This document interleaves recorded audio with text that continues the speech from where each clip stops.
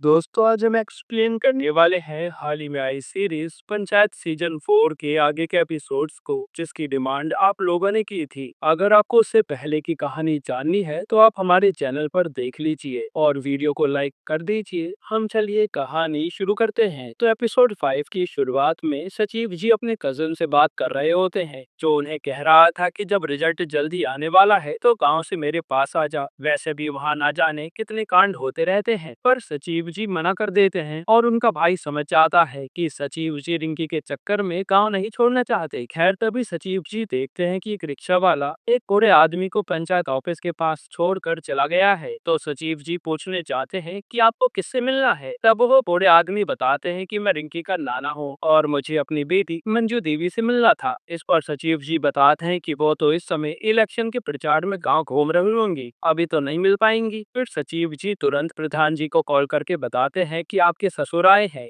जो घर जाना चाह रहे हैं। ये सुनकर प्रधान जी तुरंत रिंकी को घर भेज देते हैं और सचिव जी से कहते हैं कि उन्हें घर पहुंचा दीजिए बस। सब सचिव जी नाना से कहते हैं कि चलिए बाइक से आपको घर छोड़ाता हूँ, लेकिन नाना कहते हैं कि बाइक पर मैं बैठ नहीं पाता और मुझे उससे डर भी लगता है। ये सुनकर सचिव जी को समझ नहीं आता कि अब मैं इन्हें घर कैसे लेकर जाऊंगा। तो नाना पैदल चलने की बात करते हैं और सचिव जी भी उन्हीं के साथ चलने लगते हैं। पर प्रॉब्लम ये थी कि नाना बहुत ही धीरे चल रहे थे। ऐसे तो सुबह से शाम हो जाती घर पहुंचने में। तब सचिव जी को एक आदमी साइकिल से जाता दिखता है, इसलिए वो उससे साइकिल उधार मांगते हैं और नाना से कहते हैं कि साइकिल से जाने में दिक्कत तो नहीं है ना। तब नाना भी मान जाते हैं, लेकिन यहाँ भी एक प्रॉब्लम थी कि नाना को स्पीड से डर लगता था। कब सचिव जी नाना को पैदल ही लेकर रिंकी के घर तक जाते हैं और ये सब भूषण के साथ ही देख रहे थे, जो अपने प्रचार में बिजी थे। रास्ते में नाना सचिव जी से कई तरह की ज्ञान की बातें भी करते हैं कि जैसे आपको तो न्यूट्रल रहना चाहिए, कोई भी जीते आप बस अपना काम करते रहिए। साथ ही वो कहते हैं कि लगता है मेरी बेटी ने प्रधान बनकर गांव में ज्यादा भला काम नहीं किया, इसलिए अब उसे प्रचार करने की जरूरत पड़ रही है। खैर अब घर पहुंचने के बाद सचिव जी वहाँ से जाने लगते हैं, लेकिन नाना उन्हें रोक लेते हैं कि जब तक मेरी लाई मिठाई नहीं खाओगे मैं जाने नहीं दूंगा। तो सचिव जी को उनकी बात माननी पड़ती है। हालांकि रिंकी से मिलकर सचिव जी बहुत खुश थे। इधर दोनों दल आमने सामने आ जाते हैं, जहाँ मंजू देवी और क्रांति देवी प्रचार कर रही थी। पर किसी बात पर क्रांति देवी की खुशबू से बहस होने लगती है। तो क्रांति देवी खुशबू से कहती कि मैंने सुना है कि तुमने प्रहलाद के पैसों से जमीन ली है, लगता है कि खाना खिलाने के अलावा प्रहलाद को तुम बहुत खुश भी करती होगी। ये सुनकर तो खुशबू क्रांति देवी को मारने लगती है और किसी तरह मंजू देवी ये लड़ाई शांत कराती है। फिर क्रांति देवी के जाने के बाद खुशबू बहुत रोती है कि मैं तो प्रहलाद चा को अपने पापा की तरह मानती हूँ और ये औरत कितनी घिनौनी बात कर रही है। तब विकास खुशबू को घर लेकर जाता है और प्रहलाद भी क्रांति देवी की ये बातें सुनकर पूरी तरह टूट गया था। खैर इसके बाद खुशबू विकास को वो 6 लाख रुपए देती है प्रहलाद को लौटाने के लिए और विकास प्रहलाद को पैसे दे आता है। साथ ही वो अब जमीन भी प्रहलाद को वापस करने वाला था, ताकि गांव में उस पर और उसकी पत्नी पर कोई उंगली ना उठा सके। ये बात प्रहलाद को भी बहुत बुरी लगती है कि खुशबू को क्या क्या सुनना पड़ गया। खैर अब जब सचिव जी उस आदमी की साइकिल देखकर वापस पंचायत ऑफिस आ रहे होते हैं, तो देखते हैं कि भूषण अभी भी अपने प्रचार करने में बिजी था और वो अपने चुनाव चिन्ह कुकर में लौकी पका रहा था सबके सामने। लेकिन तभी वहाँ कुकर फट जाता है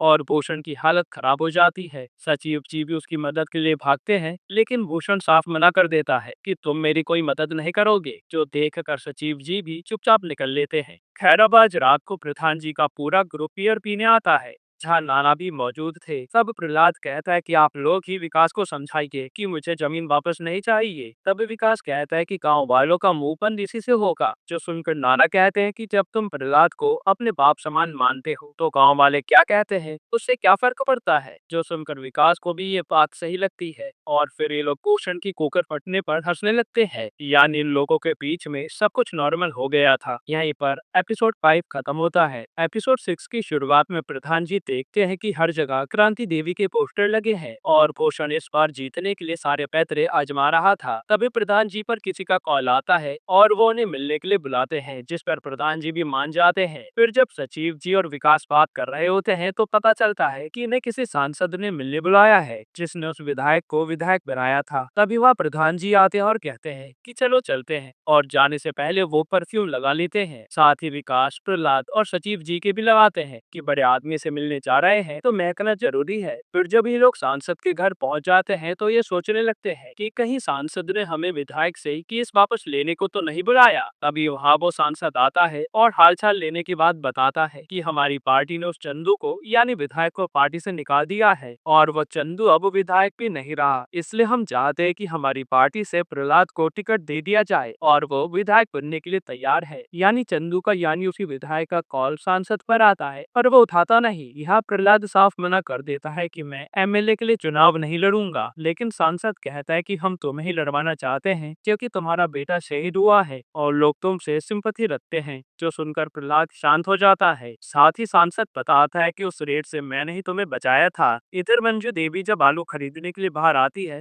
तो सब्जी वाला बताता है कि ये आलू तो मुफ्त है, भूषण भाई ने इसके पैसे पहले ही दे रखे हैं, इसलिए आपको जितना लेना है ले लीजिए। ये सुनकर मंजू देवी भी हैरान थी कि ये भूषण तो क्या क्या करने में लगा है सिर्फ चुनाव जीतने के लिए। फिर वो आलू वाले से सारे आलू ले लेती है क्योंकि भूषण ने तो पैसे दे ही दिए थे और फिर वो आलू लेकर समोसे वाले को दे आती है कि अब तुम इससे समोसा बनाओ और जो भी चाय पीने आएगा उसे फ्री में समोसा खिलाना। साथ ही बताते रहना कि ये मंजू देवी की तरफ से है, बाकी जो पैसा होगा मैं दे दूंगी। यानी अब मंजू देवी भी अपना दिमाग चला रही थी। यहाँ प्रहलाद को ये लोग समझा रहे थे कि तुम्हें इलेक्शन में खड़ा हो जाना चाहिए क्योंकि तुम विधायक बनोगे तो गांव का ही भला हो पाएगा, इसलिए गांव के लिए लड़ लो चुनाव। ये सब सुनने के बाद प्रहलाद मान जाता है। फिर जब ये लोग यहाँ से जाने लगते हैं तभी वहाँ पूर्व विधायक चंदू आता है और उसकी आवाज सुनकर ही सांसद इन सबको एक कार में छुपा देता है क्योंकि चंदू ने देखेगा तो भड़केगा। फिर चंदू वहाँ आकर सांसद से कहने लगता है कि भैया मुझे पार्टी से क्यों निकाल दिया, अब मेरा क्या होगा। लेकिन सांसद कहने लगता है कि पार्टी की चॉइस है, मैं कुछ भी नहीं कर सकता। तभी चंदू को परफ्यूम की खुशबू आती है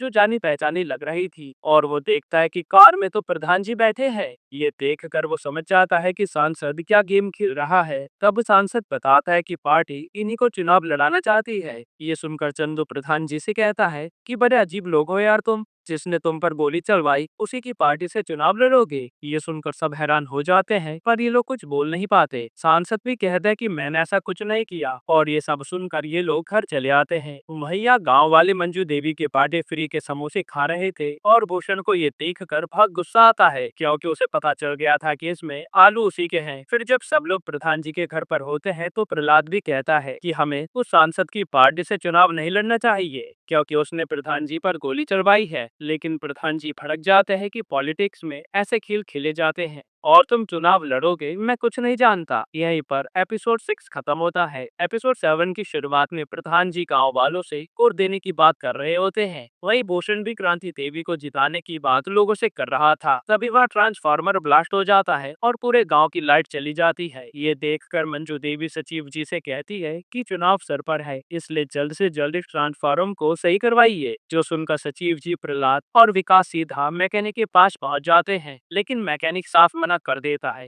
वो कहता है कि अभी अभी तो मुझे छुट्टी मिली है, इसलिए कुछ दिन बाद आना। पर सचिव जी तो जिद पर अड़ जाते हैं। ये देखकर मैकेनिक कहता है कि कल मेरे गांव आ जाना मुझे लेने, तुम्हारे साथ चल लूंगा ट्रांसफार्मर ठीक करने के लिए। जिस पर सचिव जी तुरंत मान जाते हैं, लेकिन प्रहलाद बाद में बताता है कि हम जाएंगे कैसे क्योंकि वो तो उसी विधायक चंदू के गाँव में रहता है, वहाँ जाना भारी पड़ जाएगा। जो सुनकर सचिव जी भी टेंशन में आ जाते हैं। अब इसके बाद आज रात पूरे गांव को बिना बिजली के रात गुजारनी पड़ती है और मंजू देवी भी सोच रही थी कि इससे चुनाव पर असर तो जरूर पड़ेगा। खैर अब जब सचिव जी पंचायत ऑफिस में बैठे होते हैं तभी देखते हैं कि भूषण तो 2 जनरेटर लेकर आया है ताकि गांव वालों को बिना बिजली के रहना न पड़े। ये देखकर वो भी हैरान हो जाता है। फिर भूषण उन जनरेटर से पूरे गाँव में बिजली करवा देता है और प्रधान को ये बात अच्छी नहीं लगती। फिर आज की रात जैसे तैसे बीतती है और प्रधान जी अगले ही दिन 4 जनरेटर ले आते हैं कि जब तक लाइट नहीं आती इसी से काम चलेगा। पर ये देखकर भूषण भी प्रधान जी को छेड़ने लगता है कि बिजली वाले को बुला लीजिए, इतना फालतू लफड़ा क्यों कर रहे हैं। पर प्रधान जी कुछ भी नहीं बोलते क्योंकि विधायक के गांव से बिजली वाले को लाना मुश्किल था। तब भूषण प्रधान जी को और उकसाने लगता है कि आप तो बहुत बड़े डरपोक हैं, जो उस बिजली वाले को लेकर नहीं आ पा रहे। ये सुनकर प्रधान जी को गुस्सा आ जाता है और वो भूषण को चैलेंज कर देते हैं कि बिजली वाले को लेकर तो मैं आऊंगा ही। फिर प्रधान जी अपने ग्रुप को लेकर सीधा उस गांव में घुस जाते हैं उस मैकेनिक को लेने के लिए। पर वहाँ तो विधायक चंदू का आदमी इन्हें जाते हुए देख लेता है और जब सचिव जी उस मैकेनिक के घर आकर उसे चलने को कहते हैं तो मैकेनिक यहाँ साफ मना कर देता है कि मैं नहीं जाने वाला। साथ ही वो कहता है कि विधायक की आपके गांव से दुश्मनी है, इसलिए मैं तो तुम्हारे गांव नहीं आऊंगा। ये कहकर वो घर का दरवाजा बंद कर लेता है। फिर इतनी देर में चंदू का आदमी आकर सचिव जी को मारने लगता है और यहाँ काफी सारे गांव वाले आए थे। फिर यहाँ सचिव जी को पीट कर ये लोग चले जाते हैं और कहते भी हैं कि आज के बाद विधायक चंदू से पंगा मत लेना। जिसके बाद इन लोगों को खाली हाथ ही गाँव आना पड़ता है। और जब ये बात मंजू देवी गाँव वालों से बताती है कि उस मैकेनिक ने आने से ही मना कर दिया और सचिव जी को मारा भी है, तब उल्टा क्रांति देवी इनके खिलाफ बातें बनाने लगती है। और भूषण भी प्रधान जी को घेर लेता है कि आपके पास का एक काम नहीं है, आप ये गांव कैसे संभालेंगे। जो सुनकर प्रधान जी को बहुत दुख होता है और वो कहते हैं कि गांव वालों ने मेरा काम देखा है, अगर उन्हें लगता है कि हम सही आदमी हैं तो हमें वोट देंगे, बाकी उनकी मर्जी। ये कहकर वो रोते हुए चले जाते हैं। फिर हम चंदू को देखते हैं जो खुशी से अपने आदमी को एक चैन गिफ्ट देता है क्योंकि उसने फुलेरा गांव के सचिव को पीटा था। साथ ही भूषण को जिताने के लिए चंदू ने उस मैकेनिक को भी ट्रांसफार्मर ठीक करने के लिए भेज दिया था, जिससे लोगों को लगे कि भूषण ने ही वो ट्रांसफार्मर ठीक कराया है। अब रात को हम सचिव जी और रिंकी को साथ में टंकी पर देखते हैं, जहां आज पहली बार ये दोनों किस कर लेते हैं। फिर अगले दिन चुनाव भी थे जहाँ गांव के सारे लोग वोटिंग के लिए आते हैं। यहीं पर एपिसोड 7 खत्म होता है। एपिसोड 8 की शुरुआत में आज सचिव जी का रिजल्ट का दिन था, इसलिए वो काफी ज्यादा टेंशन में लग रहे थे। फिर वो रिंकी को कॉल करके कहते हैं कि मेरा रिजल्ट तुम देख लेना, मुझे टेंशन हो रही है। उसी समय वह विकास, प्रधान जी और प्रहलाद बियर लेकर आते हैं और कहते हैं कि चाहे खुशी हो या दुख हम साथ में पियेंगे, आप टेंशन मत लीजिए, आपका एग्जाम अच्छा गया था तो रिजल्ट भी अच्छा ही आएगा। तभी सचिव जी पर रिंकी का कॉल आता है और वह चुपके से जाकर बात करते हैं। तब पता चलता है कि सचिव जी की 97 परसेंटाइल आई है, जिसका मतलब था कि उन्हें अच्छे खासे कॉलेज में से एमबीए करने के लिए एडमिशन मिल सकता है। जो सुनकर सब खुश हो जाते हैं और बियर के जाम लगने लगते हैं। अब अगले दिन रिंकी सचिव जी से पूछ रही होती है कि अब आगे क्या करोगे, तो सचिव जी भी उसे अपने एमबीए के आगे का प्लान बता रहे होते हैं। एक तरह से रिंकी यहाँ उन दोनों के फ्यूचर की बात कर रही थी। इधर प्रधान जी टेंशन में लग रहे थे कि चुनाव में जीतेंगे या नहीं। हालांकि उन्होंने 25 किलो लड्डू बनाने का ऑर्डर दे दिया था,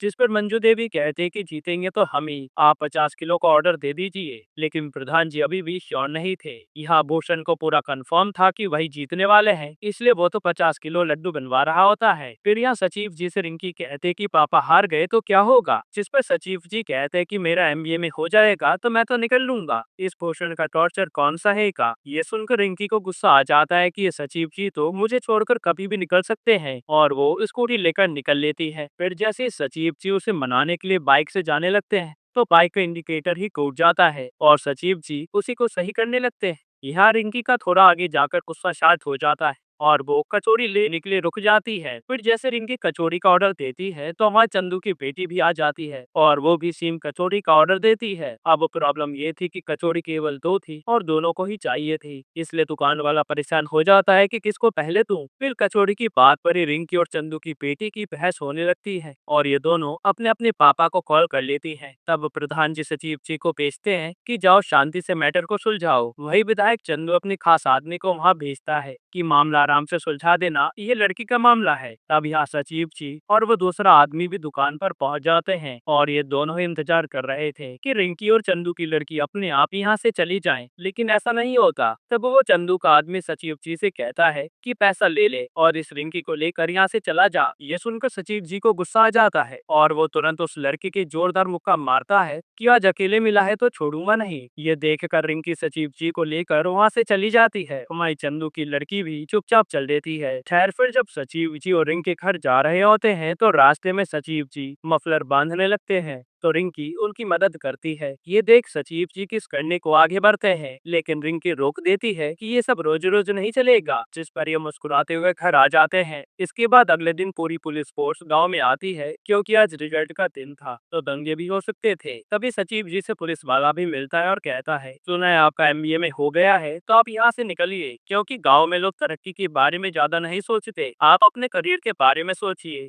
जो बात सचिव जी भी सोचने लगते हैं। यहाँ प्रधान जी भी मंजू देवी के कहने पर 50 किलो लड्डू का ऑर्डर दे देते हैं। उन्हें भी लग रहा था कि हम जीत ही जाएंगे। इधर भूषण और क्रांति देवी चंदू के पास बैठे थे और भूषण कहता है कि जैसे ही मैं प्रधान बनूंगा पक्का आपका घोड़ा आपको वापस कर दूंगा। मैं विनोद और माधव भी रिजल्ट का वेट कर रहे थे। तभी माँ प्रहलाद और विकास भी आते हैं, जिस पर माधव प्रहलाद से पूछता है कि वो प्रधान बनकर कैसा लगता है। तो प्रहलाद कहता है मजा तो आता ही है। तभी विनोद पर भूषण का कॉल आता है जो बताता है कि हम चुनाव जीत गए हैं। ये सुनकर तो विनोद को झटका लगता है और फिर वो और माधव बहुत खुश हो जाते हैं। हालांकि ये खबर सुनकर विकास और प्रहलाद के पैरों तले जमीन खिसक गई थी। वही प्रधान जी और मंजू देवी को तो हार का सदमा ही लग गया था, क्योंकि वो पिछले 10 साल से यहाँ की प्रधान थी और अब भूषण इन्हें परेशान जरूर करेगा। इसके बाद चंदू भूषण के साथ जश्न मनाता है और पूरे गांव में लड्डू बंटवाता है। इधर गुस्से में प्रधान जी सारे लड्डू ही फेंक देते हैं और उन्होंने अपना आपा खो दिया था।